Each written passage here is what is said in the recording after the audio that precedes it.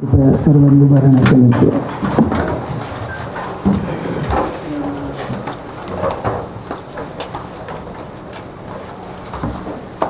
वंदे मातरम वंदे मातरम सुजलाम सुफलाम मलयज शीतलाम शस्यश्यामलां मातरम वंदे मातरम शुभ्रज्योत्स्ना पुलकितयामिनीं पुण्यकुसुमितगुणगणशोभिनीं सुहासिनीं सुमधुरभाषिणीं सुखदां वरदां मातरं वन्दे मातरम्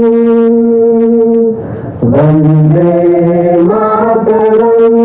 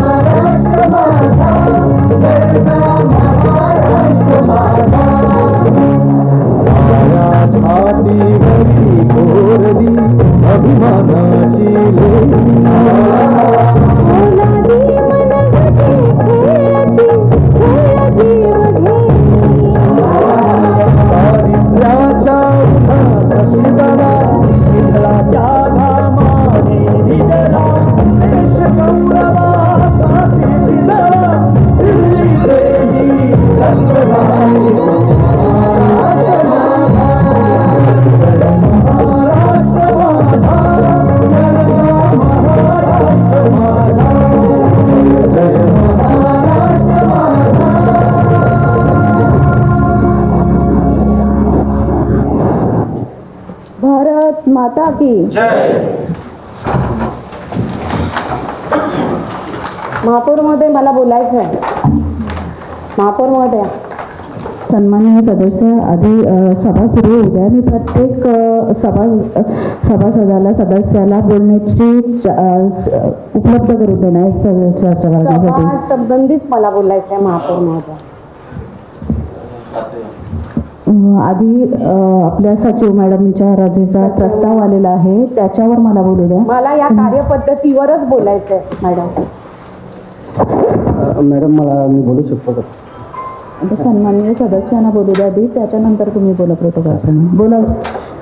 सन्माननीय महापौर महोदया, सन्माननीय उपमहापौर महोदय, सन्माननीय आयुक्त महोदय, सभागृहातील सर्व सन्माननीय सदस्य, आमचे सभागृह नेते, विरोधी पक्ष नेते आणि पत्रकार बंधू भगिनी आणि प्रेक्षकगृहातील प्रेक्षक वर्ग, सन्माननीय महापौर महोदया, आपल्या ह्या तहकूब सभेबाबत नोटिफिकेशन न देणे व सचिव विभागाच्या कार्यपद्धतीवर मला हरकत घ्यायची आहे. सन्माननीय महापौर महोदया, आपली दिनांक 20 फेब्रुवारी 2026 रोजी नवी मुंबई महानगरपालिकेची सर्वसाधारण सभा पार पडली.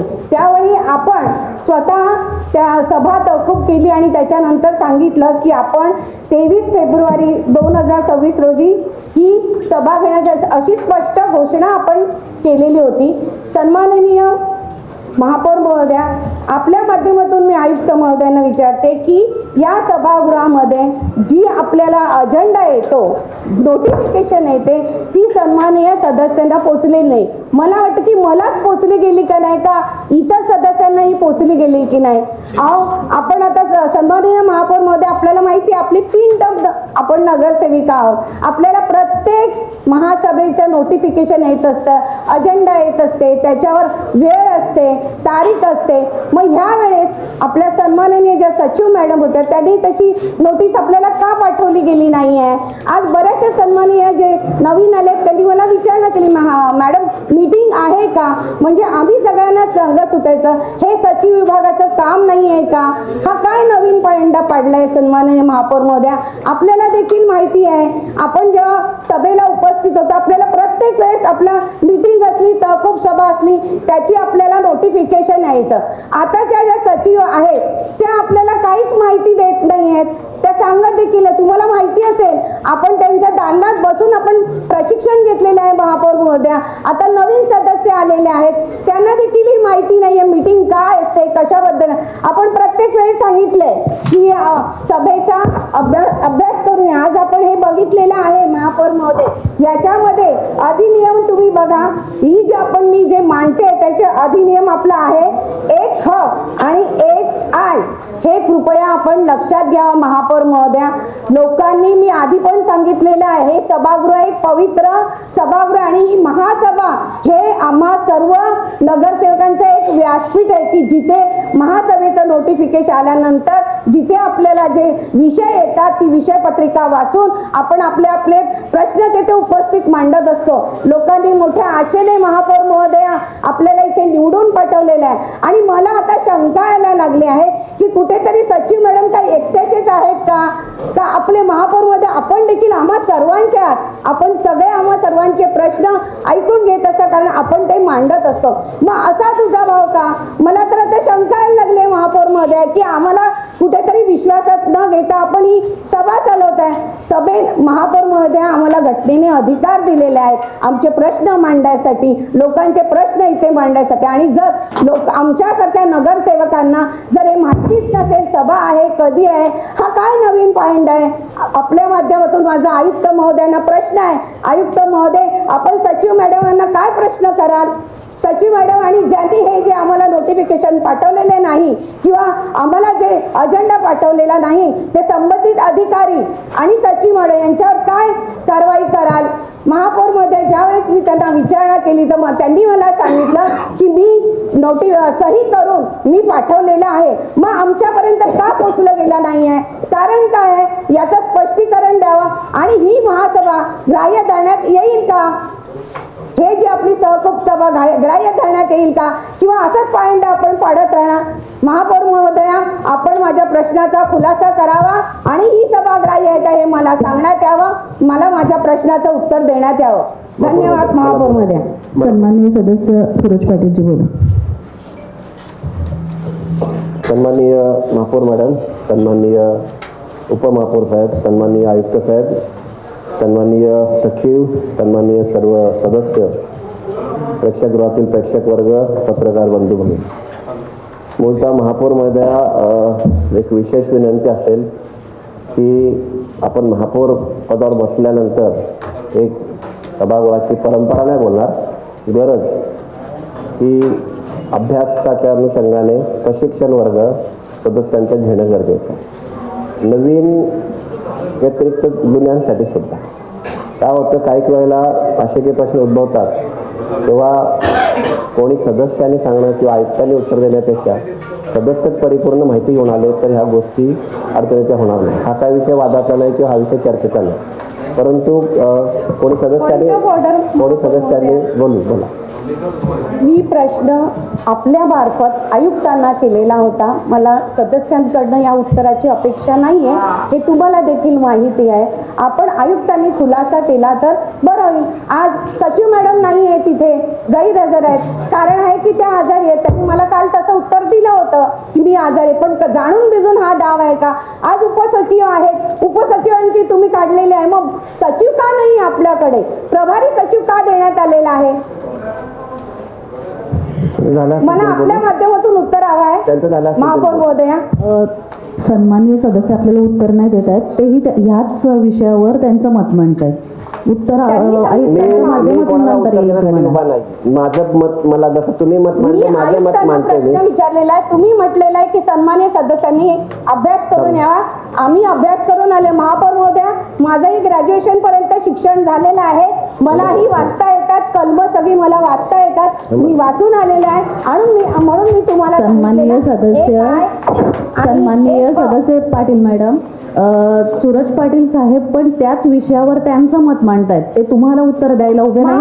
तुम्हाला उत्तर द्यायला उत्तर हवंय. हा, उत्तर द्यायला आमच्या माध्यमातून आयुक्त सचिव सक्षम आहेत. ते फक्त त्यांचं मत मांडतायत आणि इथं बसलेले सर्वच सदस्य सुशिक्षित आहेत आणि म्हणून या सभागृहात आलेले आहेत. त्याच्यामुळे कोणी कोणाचं शिक्षणाविषयी किंवा या गोष्टींविषयी बोलण्याची आवश्यकता नाही. अभ्यास करून यावा. अभ्यास या कायद्याच्या विषयावर बोलण्यात आलेलं आहे. सन्माननीय सदस्य बोला आपण. मी महापौर महोदया कोणाचे अपमान करू इच्छित नाही आणि कोणाचं शिक्षण किंवा कोणाची अक्कल काढत नाही. मी माझं मत व्यक्त करतोय. जे मला माहित आहे, जे मला ज्ञात आहे, या सभागृहाचा सदस्य म्हणून मला या सभागृहात मांडण्याचा जो अधिकार आहे ते मी करत. ज्यांनी त्यांनी सदस्यांनी आपलं मत मांडायचं, कोणी अभ्यास करून यायचं, कोणी नाही. सन्माननीय दोन्ही सदस्यांना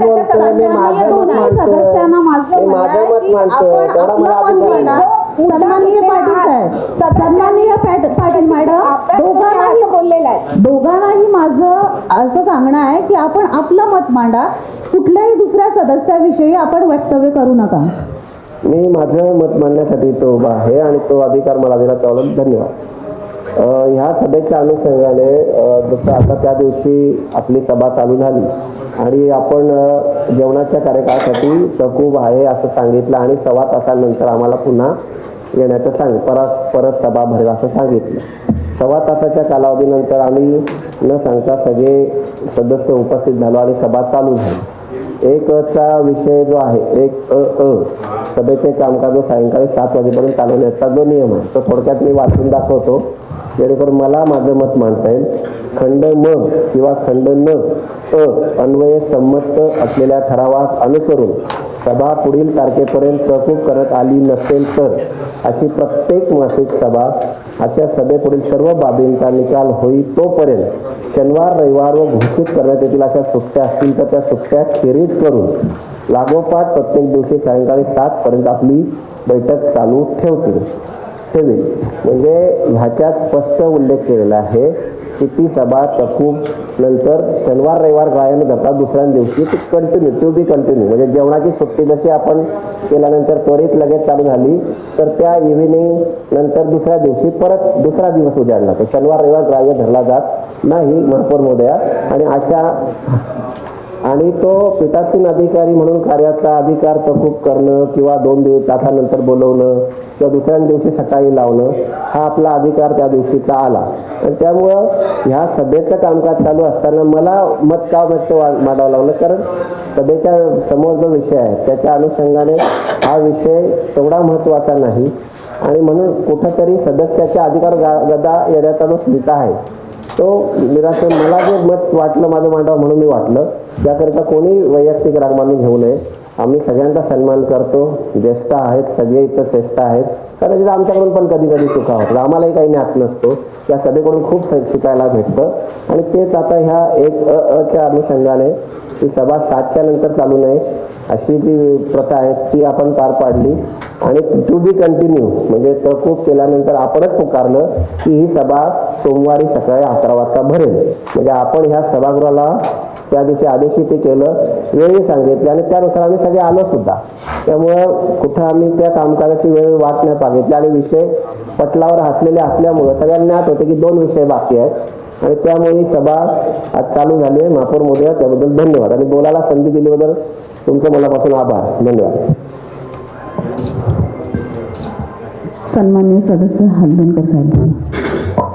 सन्माननीय महापौर महोदय, सन्माननीय उपमहापौर महोदय, सन्माननीय आयुक्त महोदय, सन्माननीय सचिव महोदय, सन्माननीय अधिकारी वर्ग, नगरसेवक, नगरसेविका, पत्रकार बंधू आणि प्रेक्षकगृहातील प्रेक्षक बंधूंनो, सन्माननीय सदस्य सरोज पाटील वहिनींनी या ठिकाणी सभेला सुरुवात करण्यापूर्वी काय प्रश्न काय मुद्दे या ठिकाणी मांडले आणि या मुद्द्यावर खऱ्या अर्थानं विस्तृतपणे कायद्यावर बोट ठेवून माझे सहकारी मित्र सूरज पाटील साहेबांनी विस्तृतपणे माहिती दिली. माहिती अपेक्षित होतीच, परंतु अभ्यास करताना काही उणिवा या ठिकाणी राहतात महापौर महोदय. आता मी एक उदाहरण या ठिकाणी दिलं आहे सभेच्या माध्यमातून या प्रश्नाच्या अनुषंगानं. या सभेला 20 तारखेला सन्माननीय शिवराम पाटील साहेबांनी रजेचा अर्ज या ठिकाणी दिला होता आणि त्यांची रजा आपण मंजूर केलेली होती. आता ते रजे प्रक्रियेमध्ये ते बाहेर असल्या कारणानं त्यांना तहकूब सभा कायद्यावर बोट ठेवून कळली नाही, परंतु त्यांना ती ज्ञान असणं गरजेचं आहे.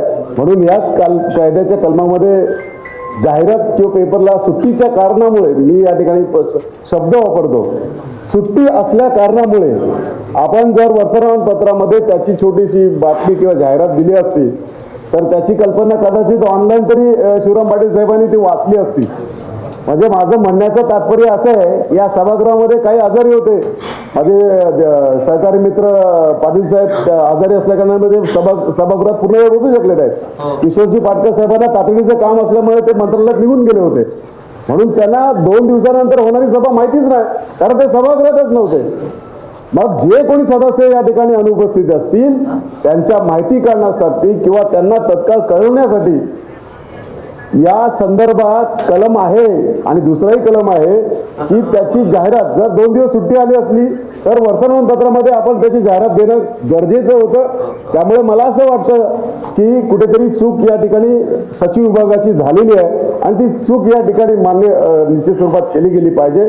जर या ठिकाणी कायद्याच्या बंधनात अधीन राहून ही सभा परिपूर्ण होत असेल तर त्या कायद्याला बगल सुद्धा या ठिकाणी दिली गेली पाहिजे असं माझं स्वतःचं मत आहे. त्यामुळे सरोज पाटील वहिनीने जो म्हणणं या ठिकाणी मांडलंय या म्हणण्याला अनुसरून आपलं मत सूरज पाटील यांनी मांडलेलं आहे. या दोन्ही मताशी मी सहमत आहे, परंतु सभा 8 वाजेपर्यंत चालली. कायद्याने सगळ्याच गोष्टी कायद्याच्या चौकटीत राहून होत नाहीत.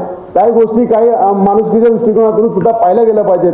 काही गोष्टी कायद्याच्या बंधनात किंवा अधीन राहून केल्या पाहिजेत. काही कायद्याच्या चौकटीच्या बाहेर राहून सुद्धा केल्या गेल्या पाहिजेत. या मताचा मी सुद्धा आहे. परंतु अपेक्षित उत्तर या ठिकाणी देताना काहीतरी चूक झाली, ही चूक सुद्धा मान्य केली गेली पाहिजे.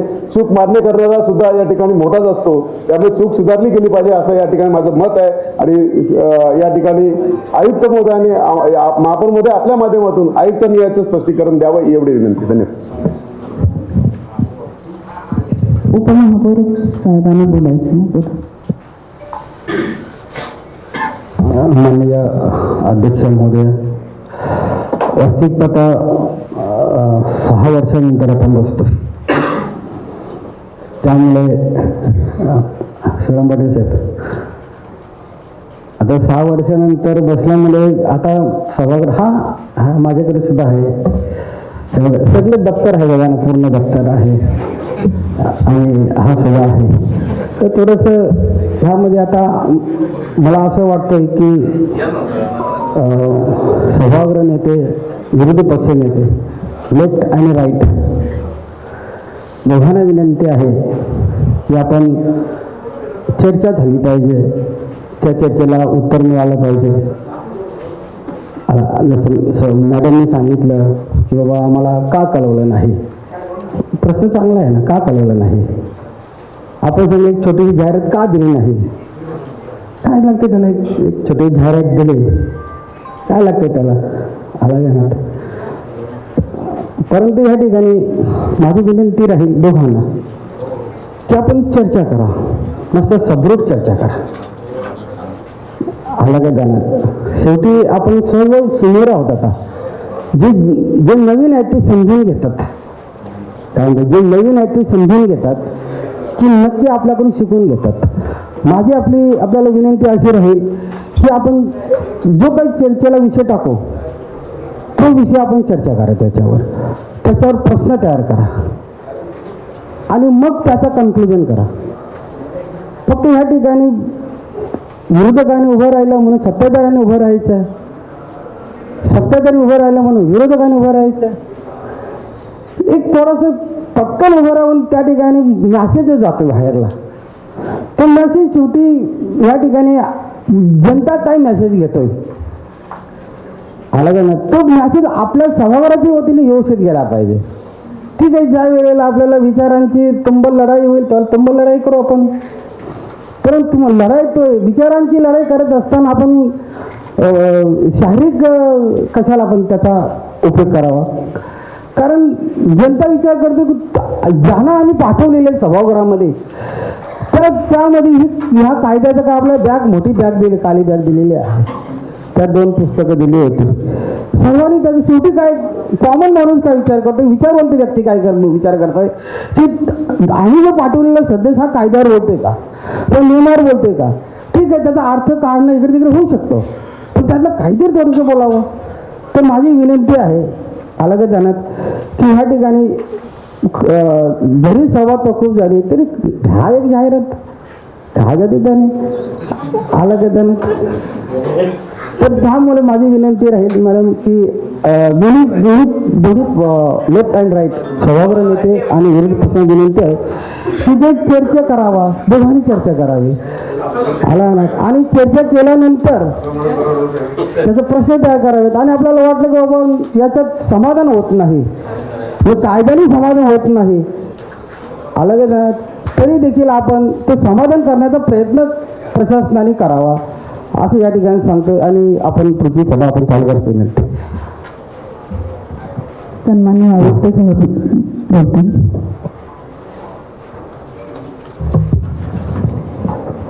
सन्माननीय महापौर, याच्यामध्ये मीही आता सध्याचे कामकाजाचे नियम जे महानगरपालिकेने तयार केलेले आहेत त्याचं वाचत करत असताना सभा तहकूब करणे किंवा पुढील सभा घेत असताना त्याचे नियमन आहे सभा. आणि नियम 1(न) मध्ये 2 दिवसासाठी तहकूब केली तर सचिवांनी पेपरमध्ये प्रसिद्ध करणं गरजेचं आहे. मी याची दखल घेतो आणि त्यांच्यावर जबाबदारी निश्चित करतो.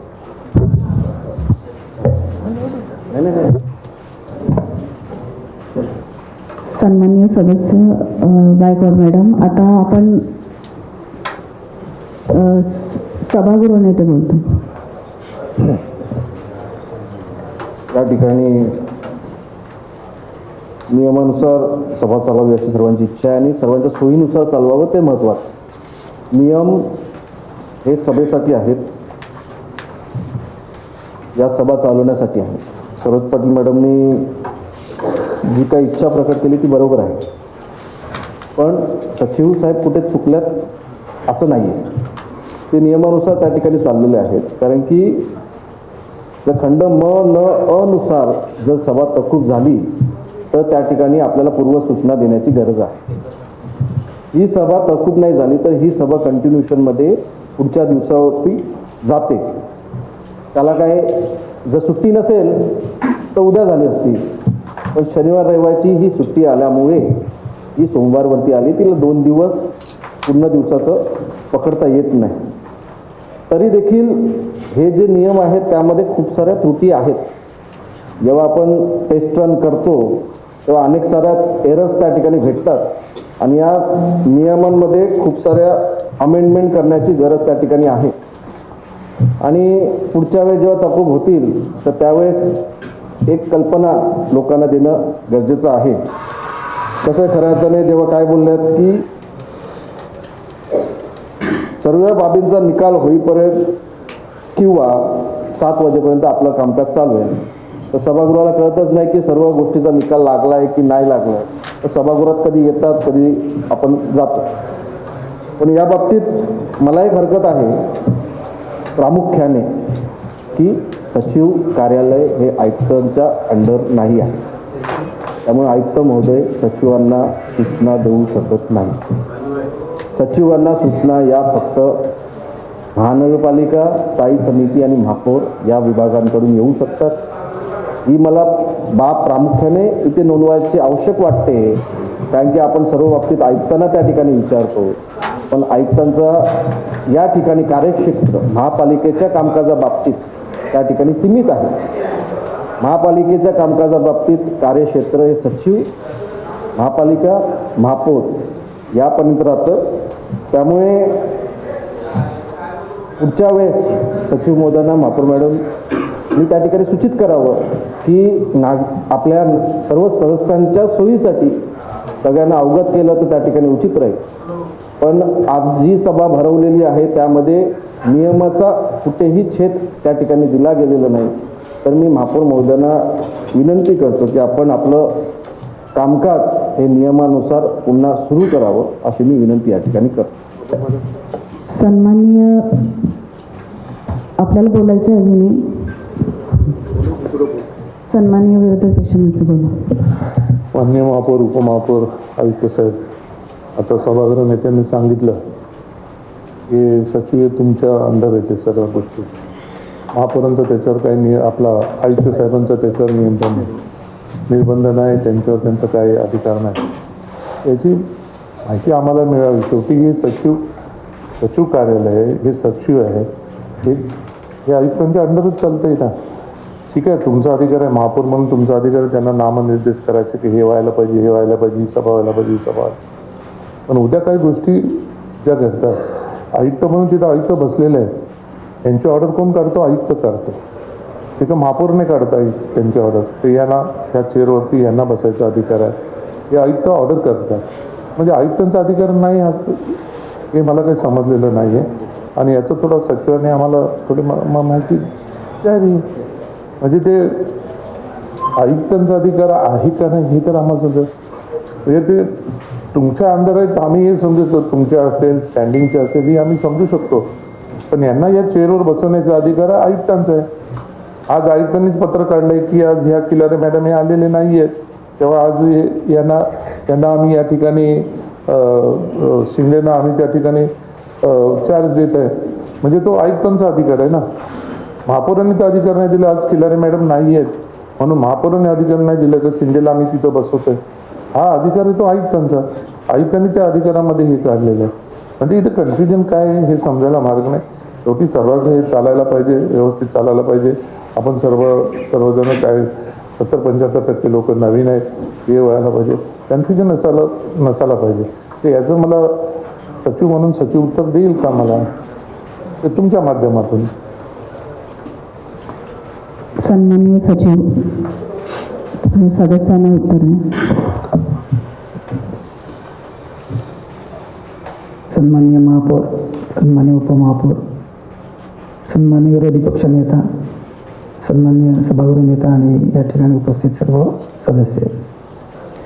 महाराष्ट्र महानगरपालिका अधिनियम कलम 48 नुसार नगरपालिका सचिवाचे अधिकार आणि कर्तव्य विहित केलेले आहेत. नगरपालिका सचिव हा महानगरपालिकेचा व स्थायी समितीचाही सचिव असेल व त्यांनी पुढील कर्तव्ये पार पाडली पाहिजे.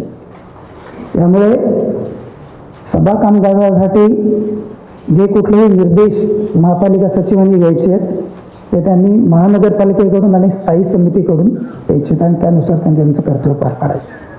धन्यवाद.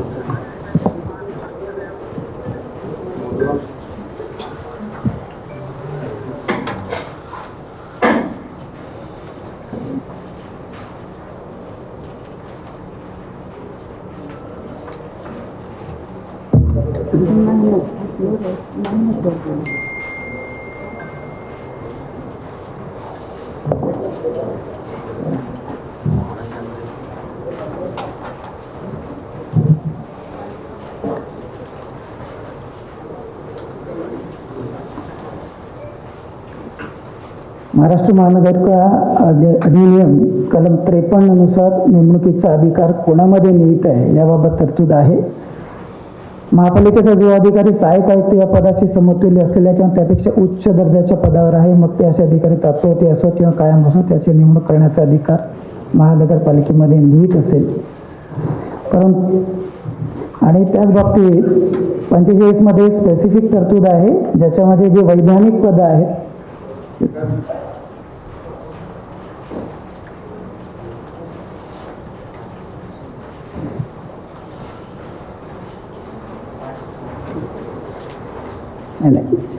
महापालिका आयुक्तांनी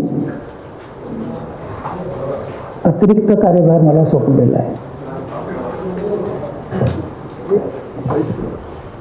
तेच मला हवं आहे. तुमची अपॉइंटमेंट आयुक्तच करतो ना.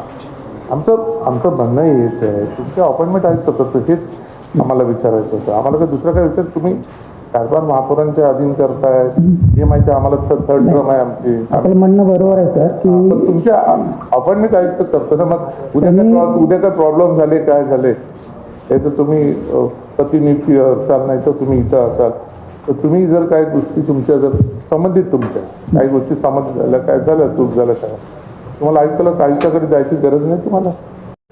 ज्या वेळेला मी इथे पदग्रहण केलेलं आहे त्यावेळेला मी महानगरपालिकेच्या अंडर असणार आहे नाही महापालिकेच्या आणि अंडर इथे आम्हाला पण माहिती जर आहे. या ठिकाणी जर माझ्याकडनं काही गैरवर्तणूक झाली तर त्यास पुढील कारवाई करण्याचे अधिकार महानगरपालिकेचे महानगरपालिकेत आयुक्तांना नाही नाही नाहीये नाही आयुक्तांना तुमच्यावर काही जबाबदारी नाही का कुठल्या कामकाजासंदर्भात कुठलाही विषय जर झाला तर त्या बाबतीत नाही तो सभागृहाचा तो आमचा काही मला समजतंय कारण मी आता पदसिद्ध सचिव म्हणून इकडे कार्यरत आहे तर मला या ठिकाणची जबाबदारी पार पाडायची त्यामुळे मी महानगरपालिकेच्या अंडर तुम्ही महापालिकेच्या अंडर आहे मला सर्व समजतं मी तो सभागृहामध्ये आहे अशी क्रम आहे माझी मला तेच समजतं तर उद्या तुमचं अपॉइंटमेंट आयुक्त करतो उद्या काय झालं सभागृहाकडनं काही गोष्टी झाल्या काय वेगळ्या गोष्टी झाल्या आणि सभागृहाने ठरवलं की बाबा सचिवांना काढून टाका बहुमताने ठरवलं उद्या काढून टाका तुम्हाला म्हणजे काढून टाका म्हणजे कामावरून काढून टाका असं नाही बोलत तुम्हाला त्या याच्यावरून काढून टाका म्हणून सांगितलं तर मग उद्या मी कोणाकडे जाणार त्याकडे जाणार. बघा आता तुम्ही तुमच्या प्रश्नामध्ये तुम्हीच उत्तर दिले की तुम्ही इथे ठराव करून सचिवाला काढू शकता मग मी बोललो ना सध्या सन्माननीय विरोधी पक्षनेता मला उद्देशून बोला सचिव उत्तर देतील तुम्हाला असं समोरासमोर आहे ना मग कारण हे आपलं सभागृह आहे याच्यात आपल्याला विषयावर चर्चा करायची आहे वादविवाद स्पर्धा खेळायची नाहीये की एकाने उत्तर दिलं दुसरा प्रश्न विचारतो परत प्रश्न आला की उत्तर आपण ज्या आपले प्रश्न उपस्थित केले त्या संदर्भात सचिव साहेब आपल्याला उत्तरं देत आहेत तर आपण त्यांची उत्तरं ऐकून घ्या तुम्हाला नाही पटलं तर परत प्रश्न विचारा त्यांना आणि मला ते प्रश्न विचारा मी सचिव आपण मॅडम मी हेच बोलतोय की अपॉइंटमेंट करतात आयुक्त ज्या सभागृहाने जर कुठल्या कलमा अन्वये वेगवेगळ्या पद्धतीने आम्हाला सभागृहाने ठरवलं तर सभागृहाचा अधिकार त्यांना दिल्यानंतर ते नियुक्त होतीलच तर म्हणजे प्रतिनियुक्ती तर आल्या तर जातील तर त्याच्यानंतर ते त्यांना आयुक्ताकडेच जायला लागेल ना. जर मला चार्ज जर काढला गेला तर मी प्रशासकीय अधिकारी म्हणून मी ते कामकाज करणार आहे. आज तुम्ही मला सचिव पदाचा कार्यभार असल्यामुळे सद्यस्थितीमध्ये महानगरपालिका निर्णय घेऊ शकतो. सन्माननीय सभागृह नेता बोला.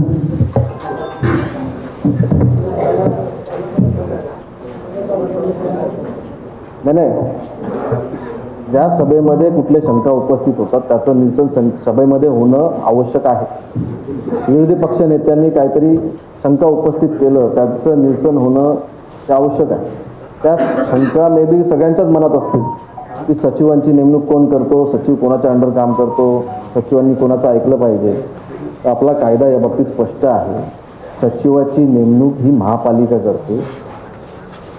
या ठिकाणी आयुक्त महोदय ज्या वेळेस प्रशासक होती त्यावेळेस खिल्लारी मॅडम आणि पवारजी यांची सचिव आणि उपसचिव म्हणून नेमणूक केली. त्यामुळे उपसचिव नसल्यामुळे उपसचिव त्या ठिकाणी सचिव म्हणून कारभार त्या ठिकाणी बघतात. तर ज्यावेळेस आपली महापालिका अस्तित्वात आली त्यावेळेस सचिवांना नेमणूक करण्याचे सर्व अधिकार हे महापालिकेस प्राप्त झाले. आता आपले अधिकार काय आहेत महापालिकेचे अधिकार काय आहेत कशा प्रकारे ते अधिकार बजावले पाहिजे यासाठी आपण एक वेगळी सभा त्या ठिकाणी आयोजित केली पाहिजे. कारण की माझं देखील अज्ञान कायद्याच्या बाबतीत होतं. तर जसा जसा कायदा समजून घेतलं तर ते असं समजलं की सर्व काही आयुक्त महोदयांच्या कार्यक्षेत्रात नाही तर महापालिकेच्या कार्यक्षेत्रात त्या ठिकाणी येतं. तर मग विरोधी पक्ष नेत्यांना माझी विनंती आहे की सभाध्यक्षांच्या माध्यमातून की आपण या बाबतीतची चर्चा विशेष चर्चा त्या ठिकाणी करू आणि आपल्या सचिवांचे कार्यक्षेत्र महापौरांचे कार्यक्षेत्र आयुक्तांचे कार्यक्षेत्र महानगरपालिकेचे कार्यक्षेत्र याविषयी एक विशिष्ट चर्चा सत्र आपण आयोजित करावं विशेष सभा आयोजित करावं अशी विनंती करतो. आणि सभागृहाचं मत आहे की आता आपल्या कामकाजाला सुरू केलं पाहिजे तर मी सभाध्यक्षांना विनंती करतो की आपण पुढील कामकाज सुरू करू. सन्माननीय सर्व सदस्यांच्या विस्तृत चर्चेनंतर आपण आता सभेच्या कामकाजास सुरुवात करत आहोत. त्या दिवशी आपण विषय क्रमांक 5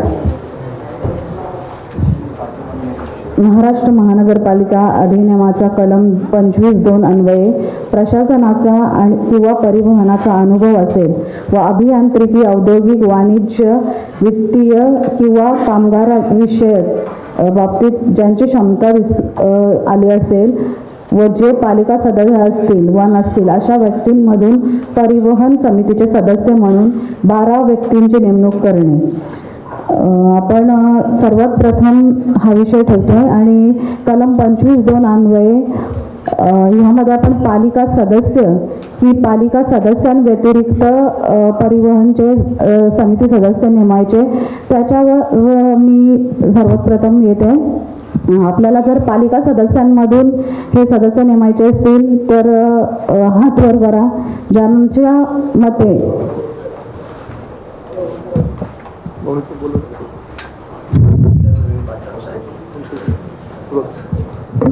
सन्माननीय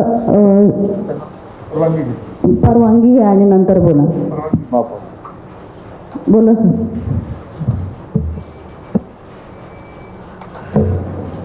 आदरणीय महापौर महोदय, आदरणीय उपमहापौर महोदय, सभागृहातील माजी महापौर आणि आत्ताचे सभागृह नेते, विरोधी पक्ष नेते, सन्माननीय माजी महापौर JD सुतार, सुधाकर सोनवणे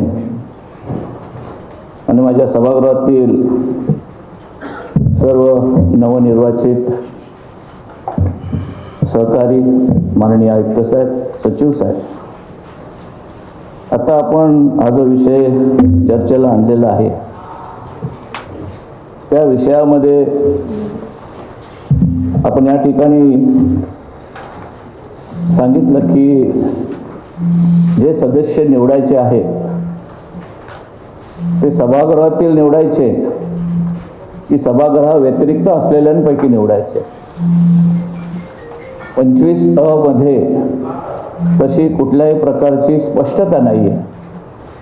25(अ) काय म्हणतो?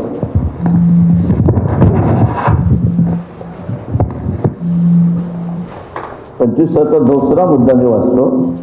महापालिकेने परिवहन उपक्रम संपादन किंवा स्थापन केल्यानंतर आपल्या पहिल्या सभेत महापालिकेच्या मते ज्यांना प्रशासनाचा परिवहनाचा अनुभव असेल, अभियांत्रिकी, औद्योगिक, वाणिज्य, वित्तीय किंवा कामगार विषय बाबतीत ज्यांची क्षमता दिसून आली असेल, जे पालिका सदस्य असतील नसतील अशा व्यक्तींमधून परिवहन सदस्य म्हणून 12 व्यक्तींची नेमणूक केली पाहिजे.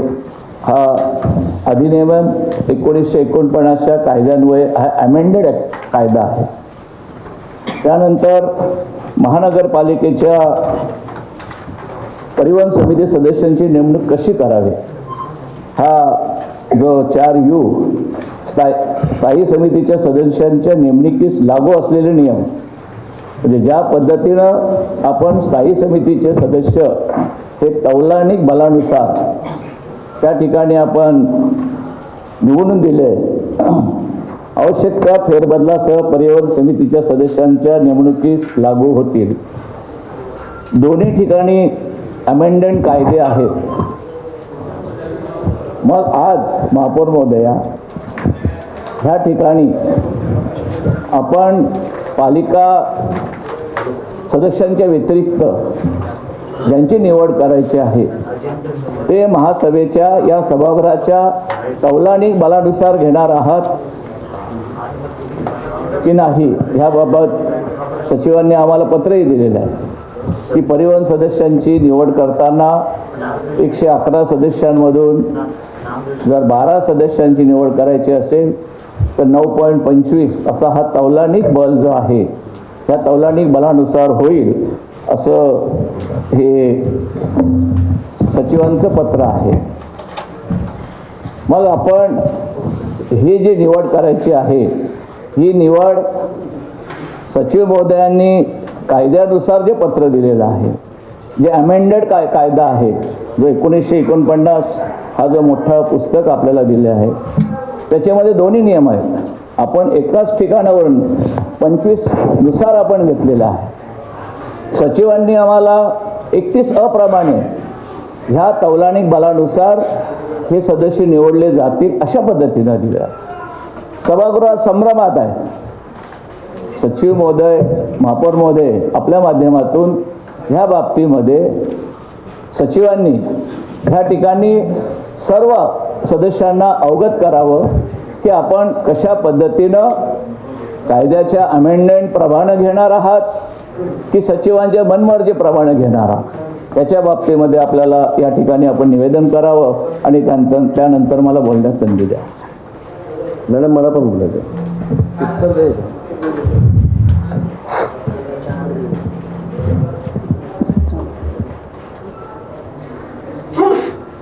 सन्माननीय सदस्यांनी आधी त्यांचे प्रश्न मांडा, सचिव एक तर तुम्हाला उत्तरं देतील. माननीय महापौर महोदया, ह्या एका उत्तरामध्ये सर्व सभागृहाच्या भावना त्याच आहेत. सगळ्यांना एक्सपेक्टेशन तेच आहे. नाही सन्माननीय सदस्य, आपण महापौर सांगताय ते महोदया, खरं माझी आहे, पण विनंती आहे, एखाद्याने प्रश्न विचारला. विनाकारण चर्चा करण्यात काय पॉइंट आहे का? नाही, मी आपलं- माझ्या स्वतःच काही सांगितलेलं नाही, नाही. जे आपलं अमेंडेड हे- आहे, पुस्तकात आहे, कायद्याने आहे, तेच मी सांगत. आपलं सभागृह कायद्यानेच चालणार आहे आणि हे सार्वभौम सभागृह आहे. प्रत्येक सदस्याला बोलण्याचा, चर्चा करण्याचा अधिकार आहे. मी सन्माननीय सर्व सांगत नाही महापौर महोदया, आय डू, मी तुमचा सन्मान करतो, परंतु एका प्रश्नामध्ये सर्वजण निघणार असेल तर सभागृहाचा वेळ का वाया घालवा? नाही, पण त्या तुमच्या प्रश्नाच्या उत्तरानंतर अजून 10 सदस्य हात वर करतात की प्रश्न. त्याच्यामुळे जर प्रश्न आधीच सगळे समजले तर सन्माननीय सचिव साहेब एकदाच सगळ्यांना उत्तर देते. महापौर महोदया,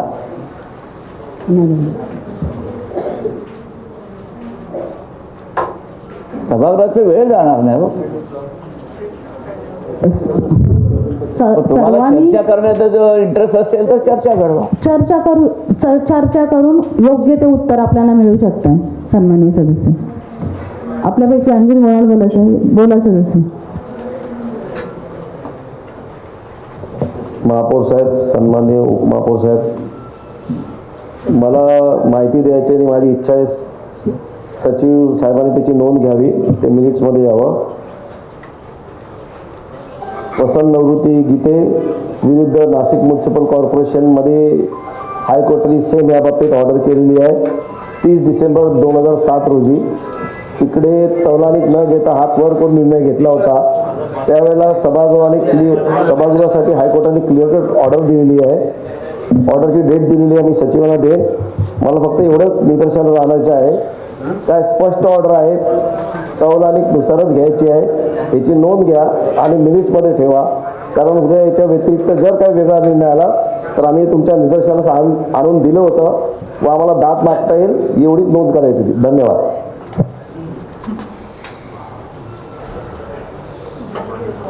सन्माननीय हलबनकर साहेब. सन्माननीय महापौर महोदय, सन्माननीय उपमहापौर महोदय, सन्माननीय आयुक्त महोदय, सन्माननीय सचिव महोदय, सन्माननीय अधिकारी वर्ग, नगरसेवक, नगरसेविका, पत्रकार बंधू आणि प्रेक्षकगृहातील प्रेक्षक बंधूंनो, आज या सभागृहामध्ये परिवहन सदस्य निवडीकरताचा प्रस्ताव या ठिकाणी चर्चेला येतोय. या ठिकाणी आमचे सहकारी ज्येष्ठ नगरसेवक तथा माजी स्थायी समिती सभापती शिवरामजी पाटील साहेबांनी विस्तृतपणे या प्रश्नावर आपलं मत कायद्याच्या अनुषंगानं मांडलं. माझंही काही वेगळं मत त्या संदर्भातलं नाही आहे, परंतु या ठिकाणी मला एक सूचना वजा प्रश्न या ठिकाणी विचारायचे आहे. नामनिर्देशित सदस्य भरण्याकरता आपण प्रक्रिया राबवली आणि एका बाजूला तुम्ही सांगताय की बाहेरचे सदस्य निवडी करता 25(2) कलम आहे आणि दुसऱ्या बाजूला आम्हाला पत्र दिलं जातं गटनेता म्हणून की तौलानिक संख्याबळाच्या अनुषंगानं परिवहन सदस्यांची निवडणूक ही 25(2) अनुषंगानं केलेल्या प्रमाणशील प्रतिनिधित्व साहित्य नामनिर्देशनुसार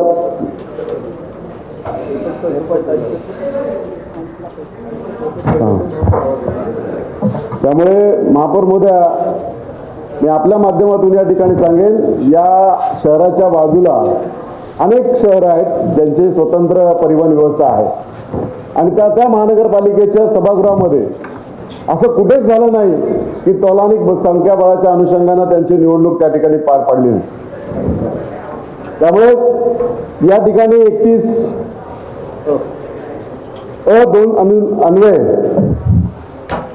सभागृहात असलेल्या पक्षाच्या संख्याबळाच्या अनुषंगानं ही पारदर्शक निवडणूक या ठिकाणी पार पडणं गरजेचं आहे. आपण गटनेतेला दिलेला पत्रकावर या ठिकाणी संघरत्न खिल्लारे या सचिव महोदय आहेत, त्यांनी मला पत्र दिलेलं आहे. या पत्रामध्ये स्पष्ट तसा उल्लेख आहे आणि या ठिकाणी आपण 25(2) अनुषंगाने राज्य शासनाकडून आम्ही स्पष्टता मागतोय. आपण तशा प्रकारची स्पष्टता या ठिकाणी दिली गेली पाहिजे, जसं शिवराम पाटील साहेबांनी सांगितले. या ठिकाणी कुठेच स्पष्टता नाहीये. कुठलाही दाखला तुम्ही या ठिकाणी दिलात तर तो ग्राह्य नाहीये. मला या ठिकाणी सांगायचं की राज्य शासनाकडे स्पष्टता मागवा आणि मग ही निवडणूक प्रक्रिया राबवा. अन्यथा आपण या ठिकाणी तौलानिक संख्याबळाच्या अनुषंगाने निवडणूक घ्या. माझी बाजू या ठिकाणी समजून घ्या. महापौर महोदय, आपण सुरुवातीला म्हटलं की या सभागृहातून वेगळा संदेश त्यांनी गेला नाही पाहिजे. उपमहापौर महोदय, आपण आता थोडा 5 मिनिटापूर्वी बोलात या सभागृहातून चांगला संदेश गेला पाहिजे. या सभागृहाचं नाव लौकिक राखलं गेलं पाहिजे, बदनाम झालं नाही गेलं पाहिजे. आणि म्हणून माझी या ठिकाणी या सभेच्या माध्यमातून महापौर महोदय आपल्याला विनंती आहे, कायद्याच्या अनुषंगानं या ठिकाणी दिलेल्या आपल्याला मी महापौर महोदय पत्र सुद्धा दिलेलं आहे. 18 तारखेला हे पत्र आपल्याला मी दिलेलं आहे. 20 तारखेला होणाऱ्या महानगरपालिकेची निवडणूक 31(2) अन्वये घ्यावी. ज्याप्रमाणे आम्हाला पत्र दिलंय त्या पत्राच्या अनुषंगाने द्यावी. या ठिकाणी विषयाला बगल न देता, आपल्या कलमाला या ठिकाणी बगल न देता आपण दिलेल्याच पत्राच्या अनुषंगानं ही महानगरपालिकेची परिवहन व्यवस्थेची निवडणूक ठाणे महापालिकेत, मुंबई महापालिकेत नुकतीच झाली मुंबई महापालिकेची परिवहन सेवेची निवडणूक, त्या ठिकाणी तौलानिक संख्याबळानुसारच सदस्य निवडले गेलेले आहेत. ठाणे महापालिकेची उद्या आहे, म्हणजे कल्याण डोंबिवलीची झाली, त्या ठिकाणी कुठेही असं 25(2) अनुषंगाने नाही तर 31(1)च्या अनुषंगाने या ठिकाणी निवडणुका पार पडलेल्या आहेत.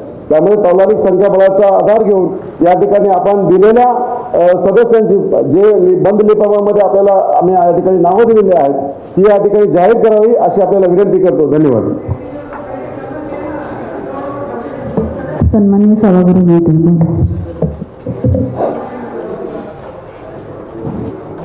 परिवहन समिती नेमणुकीचा प्रस्ताव आपल्या समोर आहे. सभाध्यक्ष महोदय, ही नेमणूक होत असताना सर्वप्रथम सहकारी श्री शिवराम पाटीलजी, त्यानंतर किशोर पाटकर आणि नंतर हळदणकरजींनी काही शंका त्या ठिकाणी उपस्थित केल्या.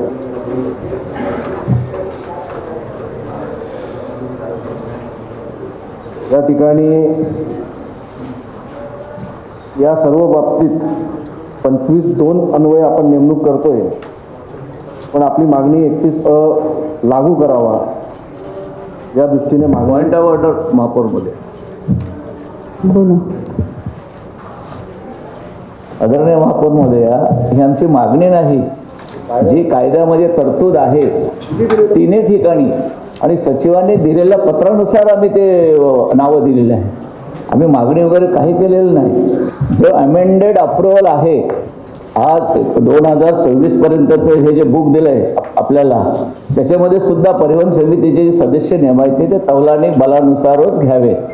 असा कुठेही ज्या होत्या खिल्लारे मॅडम त्यांनी आम्हाला 10/2/2026 हे पत्र दिलंय की निवडणुका कशा होतील, कायद्याला धरून होतील, तौलानिक बलानुसारच होणार. मग हे नवीन खोड कुठल्या कायद्याने आला? 25(अ) जो कायदा आहे तुम्ही आज दाखवताय त्याच्यामध्ये कुठेही स्पष्टता नाही आहे, कुठेही नाही. तौलानिक बलानुसार घ्या किंवा मतदानाने घ्या. मतदान हा शब्द कुठेच नाही आहे सचिव महोदय. तर आपण ह्याच्या बाबतीमध्ये हळदणकर साहेबांनी जसं सांगितलंय, जर आपल्याला ह्या सभागृहापेक्षाही अर्बन डेव्हलपमेंट जे UD आहे हा आपल्यापेक्षा मोठा आहे सचिव महोदया, त्यामुळे मग त्यांची स्पष्टता घ्या. परंतु सभागृहाची गरिमा टिकवण्याचं काम आपलं आहे महापौर महोदय.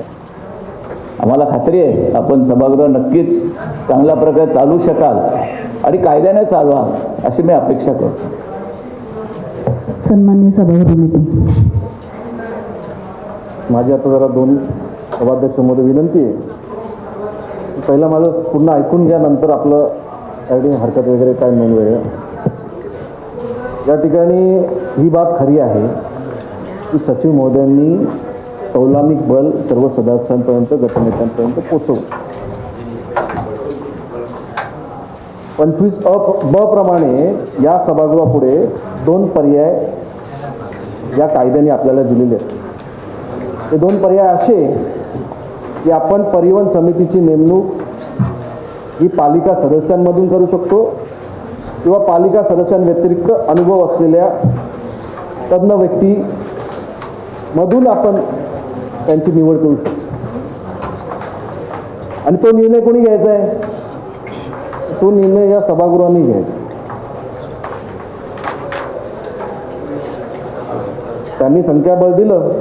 संख्याबळ यासाठी दिलं की आता तुम्ही ही चर्चा सुरू होण्याच्या पूर्वी विचारलं की पहिला महापालिका निर्णय घेईल की पालिका सदस्यांमधून परिवहनवरती सदस्य घ्यायच्यात की पालिका सदस्यांव्यतिरिक्त परिवहन समितीवरती घ्यायचे. आणि निश्चितच जर महापालिकेने निर्णय घेतला की महापालिका सदस्यांमधून परिवहनवरती नेमणूक करायची आहे तर त्या ठिकाणी संख्याबळ लागणारच. पण जेथे महापालिका सदस्यांव्यतिरिक्त व्यक्तींची निवड करण्याचं निश्चित केलं तर त्या ठिकाणी 31(अ) लागू होणार नाही. स्पष्ट त्या ठिकाणी कायद्यामध्ये नमूद आहे. सचिव महोदयांना आता मला कंप्लीट होऊ द्या. सचिव महोदयांना विचारलं तर ते कायदा सांगते. आणि म्हणून तर पहिला तुम्ही विचारताय, जर सभागृहाने ठरवलं पालिका सदस्यांमधून घ्यायचं आहे मग 31(अ) ट्रिगर होईल आणि 31(अ) त्या ठिकाणी लागू होईल. कारण की 31(अ) तुम्ही वाचा काय बोलतो. 31(अ) काय बोलतो की कोणत्याही समितीवर पालिका सदस्यांची नियुक्ती ही त्यांनी धारण केलेल्या कोणत्याही पदाच्या आधारे असेल अशी ज्या बाबतीत अधिनियमात तरतूद करण्यात आली असेल त्या व्यतिरिक्त एरवी पुढील समितीच्या बाबतीत या अधिनियमाच्या अथवा तद्वने केलेल्या नियमात किंवा उपविधीमध्ये काही अंतर्भूत असले तरी महापालिकेद्वारे या समितीवर केली जाणारी पालिका सदस्यांची नियुक्ती आपण जे व्यक्ती आता पहिला निर्णय घेऊ पालिका सदस्यांमधून घेतोय की पालिका सदस्यांव्यतिरिक्त घेतोय. तुम्ही पालिका सदस्याची व्याख्याच्या या शीर्षकामध्ये बघून घ्या. 31(अ) तेव्हाच लागू होईल जेव्हा पालिका सदस्यांमधून परिवहन समितीवरती आपण नेमणूक करू शकतो. 95ला आपण नियम केले होते, स्टँडिंग कमिटीचे नेमणुकीचे नियम केले होते, पण ते आता वगळण्यात आलेले आहेत. 2007ला 31(अ) हा कायद्यामध्ये अमेंडमेंट केलं. 2007ला आपल्याच नवी मुंबईतील दिलीप म्हात्रे हे कोर्टामध्ये गेले होते. त्यांनी कोर्टामधून एक कोर्टाने ऑर्डर दिली, ते ॲडमिट देखील केलं नाही. सभाध्यक्षामध्ये आपल्या माध्यमातून मी विचार इच्छितो की आपल्यामध्ये कोणी ॲडव्होकेट, मला तुम्ही जेव्हा काळे मॅडम मला वाटतं ॲडव्होकेट आहेत, तर आपल्याला मी 4थ्या नंबरचा पॅरा वाचून त्याच्या प्रकाश झोतात आणण्याचं मी सांगतो की मी वाचतो त्याचं आपल्याला. Question of application of selection 31A arises for the transport committee while forming a committee under section 25. If along with non-councillors, some councillors are to be appointed as a member of said committee. However, if the corporation म्हणजे सभागृह decides that all 12 members to be appointed are non-councillors, then section 31A is not applicable. कोण म्हणते कोर्टाच्या ऑर्डरमध्ये not applicable. There is only one exceptional, namely the chairman of the standing committee being a councillor is an ex-officio chairman of committee is protected by the section 31A as a result of exceptional clause in section 31 itself. Therefore we reject the submission of learned counsel. Court म्हणते 2007 ची आहे, 25 जुलै 2007. त्या टायमाला कोर्टाने त्या ठिकाणी त्यांचं observation त्या ठिकाणी नमूद केलेलं आहे. आता म्हणूनच सभागृहाने निर्णय घेतला की पालिका सदस्यांमधून नेमणूक करायची आहे. 31A नुसार त्या ठिकाणी नेमणूक होईल. पण जर पालिका सदस्यांमधून सभागृहाने निर्णय घेतला की पालिका सदस्यांमधून नेमणूक होणार नाही, पालिका सदस्यांव्यतिरिक्त नेमणूक होईल, तर 31A तिथे लागू होणार नाही. तर माझं स्पष्ट त्या ठिकाणी मला सभाध्यक्ष मोना सांगेल की सर्वप्रथम आपण पालिकेचं मत जाणून घेऊया की या ठिकाणी मतदान, आता बुद्धके मतदान घेण्याची देते. महापालिकेचं मत आहे. काय म्हटलंय? महापालिकेचं मत. महापालिकेचं मत आहे म्हणजे काय? बहुमत. या सभागृहाचं बहुमत म्हणजे महापालिकेचं मत. बहुमत कसं होतं? तर आपल्या इकडे सभागृहात मतदान होतं तेव्हा ते बहुमत सिद्ध होतं.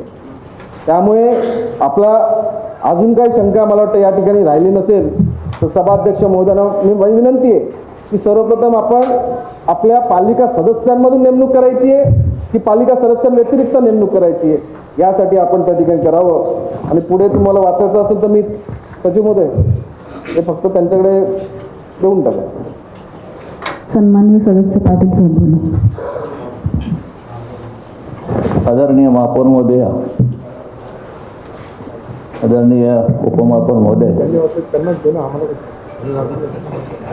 आदरणीय सभागृह नेते यांनी जी आता सूचना केली,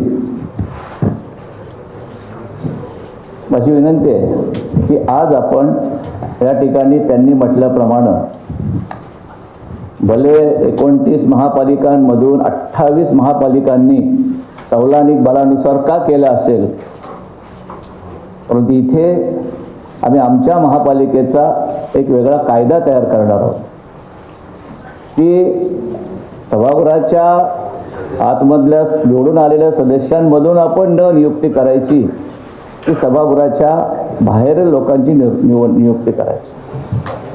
माझी विनंती राहील, मग आपण हा जर कायदा करत असाल तर एखादा कायदा करण्या अगोदर फॉर्म का भरून घेतले गेले? मग आज जर कायदा तुम्ही करणार असाल तर भविष्यामध्ये आपण ह्या कायद्याला पुन्हा आपण त्या ठिकाणी आपण नावं मागवावीत. उपमहापौरमध्ये आपल्याला कळलं का? आज तुम्ही निर्णय घ्या की सभागृहातले घ्या किंवा बाहेरचे घ्या, परंतु पालिका सदस्य त्या ठिकाणी निवड करताना पुन्हा एकदा आपण निवडणूक लावा. कायदा आहे.